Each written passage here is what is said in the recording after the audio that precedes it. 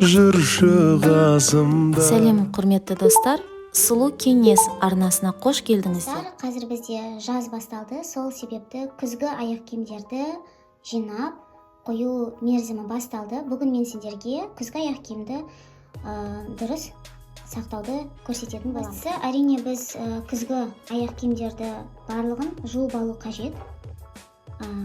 Сол себепті алдымен ылғал мата арқылы барлығын шаң тозаңнан және кірден сүртіп аламыз.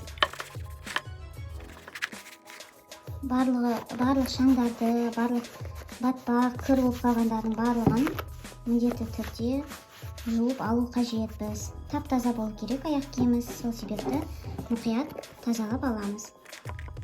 Бізге ыңғайлы болатындай етіп ұстап алыңыз аяқ киімді.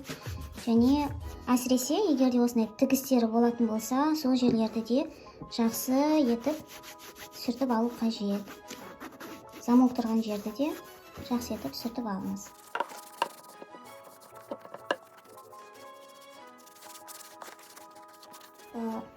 Осылай ылғал матамен сүртіп алған соң, оны тебуге қойып қоямыз. Әзірше екінші аяқ киімді осылай дәл жаңағындай етіп жақсылап сүртіп аламыз. Егер сіздің аяқ киіміңіз батпақ, топырақ болып қалған болса, онда оны жуу керек. Жай ғана ылғал матамен сүрткеніңіз болмайды. Егер де өте қатты балшық болып қалған болса, онда аяқ киіміңізді бір ыдысқа салып жуып алғаныңыз жөн. Менің аяқ киімдерім енді тең ғана шаң қонып, сондай ғана болмаса, аса үлкен батпақ жоқ. Сол себепті ылғал матамен осылай сүрткенде жеткілікті. Мінекей, осылай барлығын жақсы етіп сүртіп аламыз. Бұл аяқ киімді де кептіруге қоямыз. Мінекей достар, аяқ киіміміз толықтай кепті жуғаннан кейін, бірақ бұл әлі біткен жоқ осымен жұмыс. Келесі кезекте біз аяқ киімімізді майлау қажетпіз. Достар, айтпақшы, егер де осындай видеолар сіздерге пайдалы болып жатса, ұнап жатса, міндетті түрде арнама жазылып қойыңыздар. Алдағы уақытта бұдан да қызықты видеолар шығарып тұрамын. Және де міндетті түрде осы видеоға лайк басуды ұмытпаңыздар, қоңырауды басуға ұмытпаңыздар. Сол кезде енді аяқ киімді майлауға көшеміз.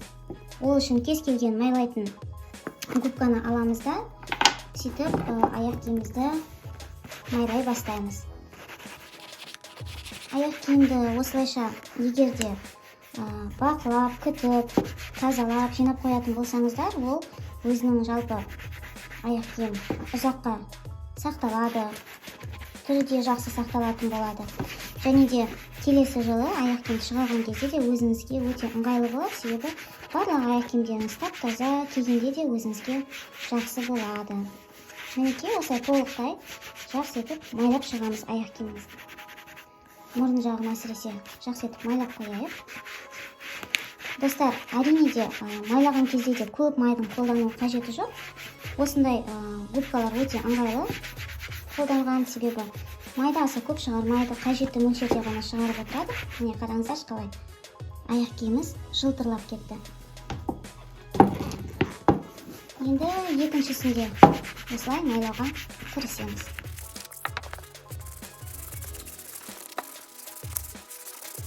Мінекей достар, біз аяқ киімімізді жақсы етіп жуып алдық, оны кептірдік, өте жақсы етіп. Кептіру өте маңызды, себебі ылғал түрде аяқ киімді сақтауға болмайды. Міндетті түрде соны есте сақтаңыздар. Майладық, енді бұны біз қорапқа салып, келесі күзге дейін сақтайтын боламыз. Қорапта аламыз, сөйтіп ішіне өзіміздің аяқ киімімізді осылайша бекітіп салып қоятын боламыз. Мінекей, аяқ киімімізді салдық. Енді қораптың қақпағын жабамыз да келесі жылға дейін сақтайтын боламыз. Осымен достар, видеомыз аяқталды. Келесі видеода кездескенше міндетті түрде маған лайк басуды ұмытпаңыздар, арнама жазылып қойыңыздар. Егер де видео жайлы пікірлеріңіз болатын болса, міндетті түрде пікірге өз ойыңызбен бөлісіп кетіңіздер. Келесі видеода кездескенше.